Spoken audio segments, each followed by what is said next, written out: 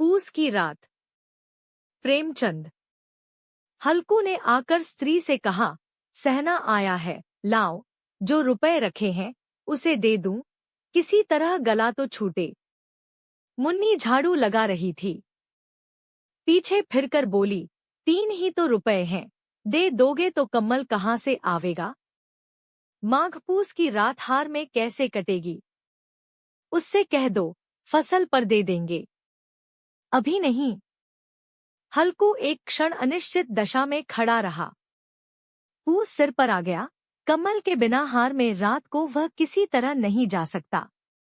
मगर सहना मानेगा नहीं, घुड़कियां जमावेगा, गालियां देगा। बला से जाड़ों में मरेंगे, बला तो सिर से टल जाएगी। यह सोचता हुआ वह अपना भारी भरकम डील लिए हुए, जो उसके नाम को झूठ सिद्ध करता था, स्त्री के समीप आ गया और खुशामद करके बोला, ला दे, गला तो छूटे। कम्मल के लिए कोई दूसरा उपाय सोचूंगा। मुन्नी उसके पास से दूर हट गई और आंखें तरेरती हुई बोली, कर चुके दूसरा उपाय? जरा सुनो तो कौन सा उपाय करोगे?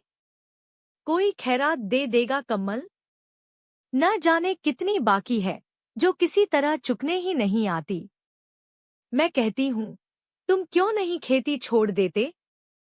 मरमर काम करो, उपज हो तो बाकी दे दो, चलो छुट्टी हुई। बाकी चुकाने के लिए ही तो हमारा जन्म हुआ है। पेट के लिए मजूरी करो, ऐसी खेती से बाज आए। मैं रुपए न दूंगी, न दूंगी। हल्कू उदास होकर बोला, तो क्या गाली खाऊं? मुन्नी ने तड़प कर कहा, गाली क्यों देगा, क्या उसका राज है? मगर यह कहने के साथ ही उसकी तनी हुई भौहें ढीली पड़ गईं। हल्कू के उस वाक्य में जो कठोर सत्य था, वह मानो एक भीषण जंतु की भांति उसे घूर रहा था। उसने जाकर आले पर से रुपए निकाले और लाकर हल्कू के हाथ पर रख दिए। फिर बोली, तुम छोड़ दो अबकी से खेती। मजूरी में सुख से एक रोटी तो खाने को मिलेगी, किसी की धौंस तो न रहेगी।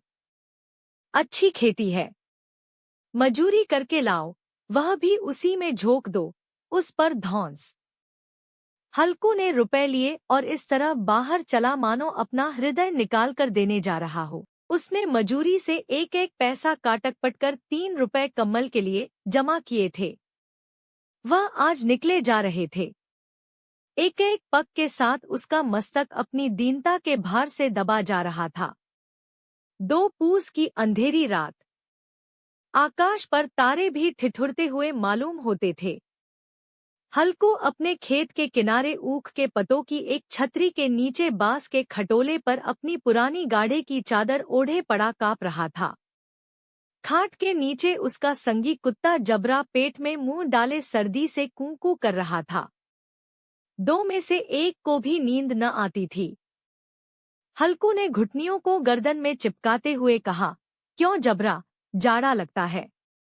कहता तो था, घर में पुआल पर लेट रहा, तो यहाँ क्या लेने आए थे? अब खाओ ठंड, मैं क्या करूं? जानते थे, मैं यहाँ हलवापूरी खाने आ रहा हूँ। दौड़े दौड़े आगे आगे चले आए। अब रो नानी के नाम को। जबरा ने पड़े दुम हिलाई और अपनी कूंकों को दीर्घ बनाता हुआ एक बार जम्हाई लेकर चुप हो गया। उसकी श्वान बुद्धि ने शायद ताड़ लिया, स्वामी को मेरी कूंकू से नींद नहीं आ रही है। हल्कू ने हाथ निकालकर जबरा की ठंडी पीठ सहलाते हुए कहा, कल से मत आना मेरे साथ, नहीं तो ठंडे हो जाओगे। यह रांड पछुआ न जाने कहाँ से बर्फ लिए आ रही है। उठूं, फिर एक चिलम भरूं। किसी तरह रात तो कटे। 8 चिलम तो पी चुका। यह खेती का मजा है, और एक एक भगवान ऐसे पड़े हैं, जिनके पास जाड़ा जाए तो गर्मी से घबराकर भागे। मोटे मोटे गद्दे, लिहाफ कम्बल।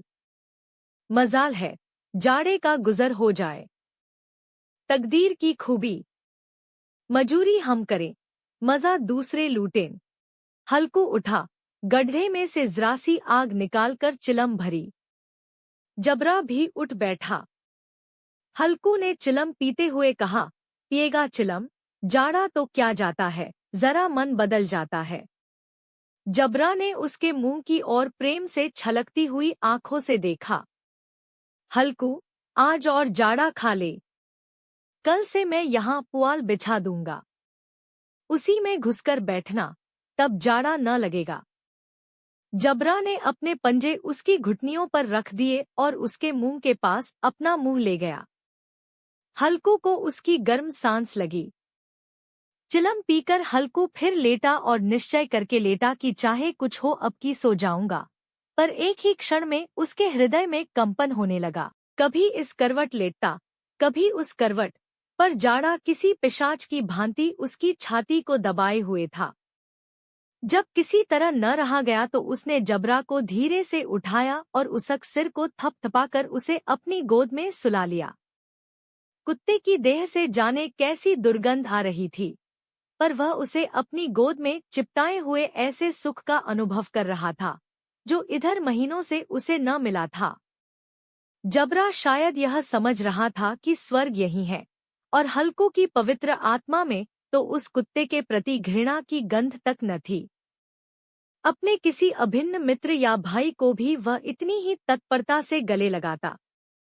वह अपनी दीनता से आहत न था जिसने आज उसे इस दशा को पहुंचा दिया। नहीं, इस अनोखी मैत्री ने जैसे संजीव भाई उसकी आत्मा के सब द्वार खोल दिए थे और उनका एक एक अणु प्रकाश से चमक रहा था।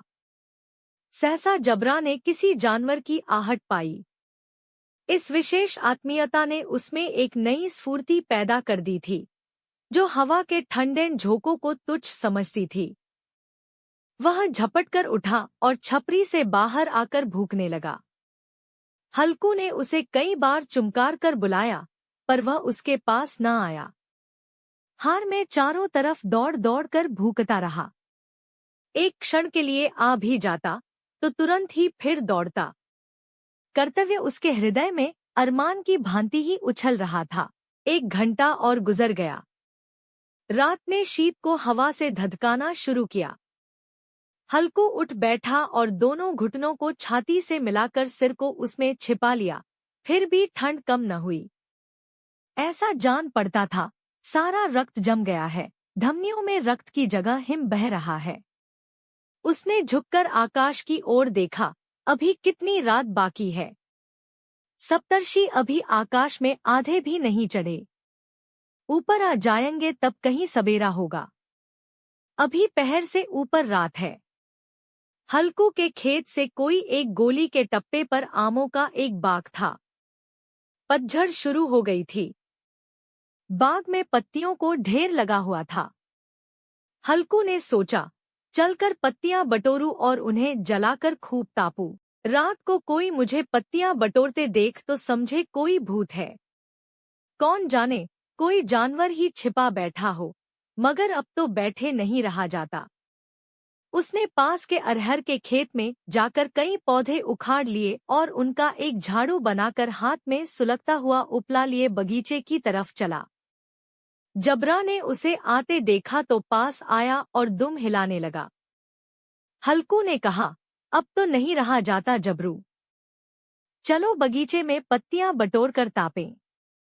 टांठे हो जाएंगे तो फिर आकर सोएंगे। अभी तो बहुत रात है। जबरा ने कूकू करके सहमति प्रकट की और आगे आगे बगीचे की ओर चला।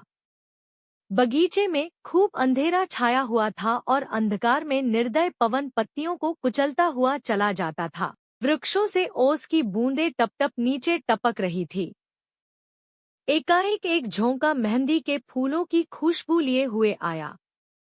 हल्कू ने कहा, कैसी अच्छी महक आई जबरू। तुम्हारी नाक में भी तो सुगंध आ रही है। जबरा को कहीं जमीन पर एक हड्डी पड़ी मिल गई थी। उसे चिंचोड़ रहा था। हल्कू ने आग जमीन पर रख दी और पत्तियां बटोरने लगा। जरा देर में पत्तियों का ढेर लग गया। हाथ ठिठुरे जाते थे, नंगे पांव गले जाते थे, और वह पत्तियों का पहाड़ खड़ा कर रहा था।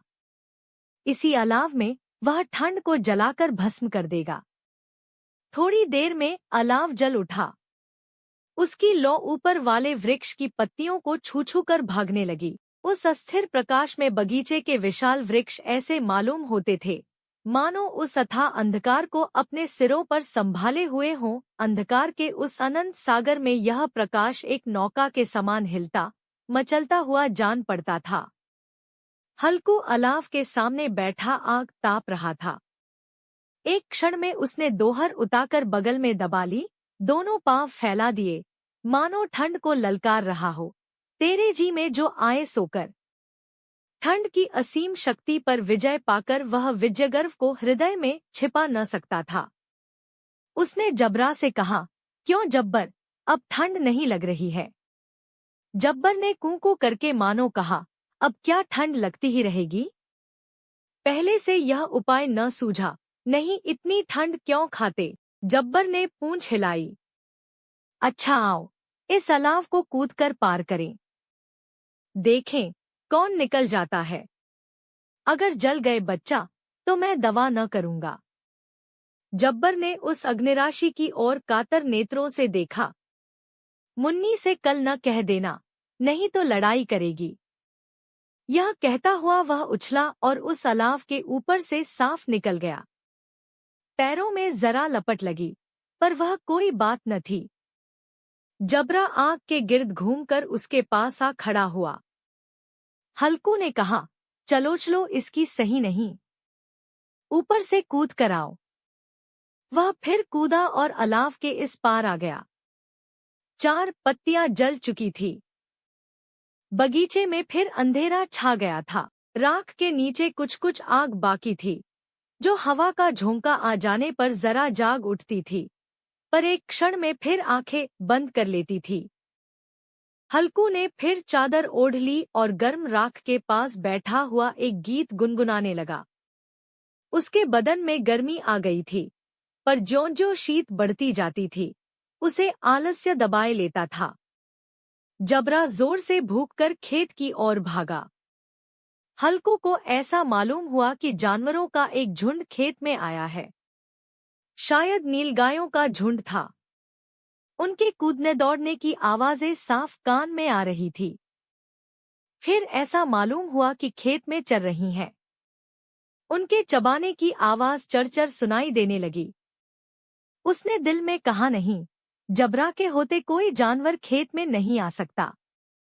नोच ही डाले, मुझे भ्रम हो रहा है। कहाँ? अब तो कुछ नहीं सुनाई देता। मुझे भी कैसा धोखा हुआ। उसने जोर से आवाज लगाई, जबरा, जबरा। जबरा भूखता रहा, उसके पास न आया। फिर खेत के चरे जाने की आहट मिली। अब वह अपने को धोखा न दे सका। उसे अपनी जगह से हिलना जहर लग रहा था। कैसा दंदाया हुआ था। इस जाड़े पाले में खेत में जाना, जानवरों के पीछे दौड़ना असह्य जान पड़ा। वह अपनी जगह से न हिला। उसने जोर से आवाज लगाई, लिहो लिहो लिहो। जबरा फिर भूख उठा। जानवर खेत चर रहे थे। फसल तैयार है। कैसी अच्छी खेती थी, पर ये दुष्ट जानवर उसका सर्वनाश किए डालते हैं। हल्कू पक्का इरादा करके उठा और 2-3 कदम चला, पर एकाएक हवा का ऐसा ठंडा, चुभने वाला, बिच्छू के डंक का सा झोंका लगा कि वह फिर बुझते हुए अलाव के पास आ बैठा और राख को कुरेदकर अपनी ठंडी देह को गरमाने लगा। जबरा अपना गला फाड़ डालता था, नीलगायें खेत का सफाया किए डालती थी, और हल्कू गर्म राख के पास शांत बैठा हुआ था। अकर्मण्यता ने रस्सियों की भांति उसे चारों तरफ से जकड़ रखा था। उसी राख के पास गर्म जमीन पर वह चादर ओढ़ कर सो गया। सबेरे जब उसकी नींद खुली, तब चारों तरफ धूप फैल गई थी और मुन्नी कह रही थी, क्या आज सोते ही रहोगे? तुम यहाँ आकर रम गए और उधर सारा खेत चौपट हो गया। हल्कू ने उठकर कहा, क्या तू खेत से होकर आ रही है? मुन्नी बोली, हाँ, सारे खेत का सत्यानाश हो गया। भला ऐसा भी कोई सोता है? तुम्हारे यहाँ मड़िया डालने से क्या हुआ? हल्कू ने बहाना किया, मैं मरते मरते बचा, तुझे अपने खेत की पड़ी है। पेट में ऐसा दर्द हुआ कि मैं ही जानता हूँ। दोनों फिर खेत के डाढ़ पर आए। देखा, सारा खेत रौंदा पड़ा हुआ है और जबरा मड़ैया के नीचे चित लेटा है, मानो प्राण ही न हो। दोनों खेत की दशा देख रहे थे। मुन्नी के मुख पर उदासी छाई थी, पर हल्कू प्रसन्न था। मुन्नी ने चिंतित होकर कहा, अब मजूरी करके मालगुजारी भरनी पड़ेगी। हल्कू ने प्रसन्न मुख से कहा, रात को ठंड में यहाँ सोना तो न पड़ेगा।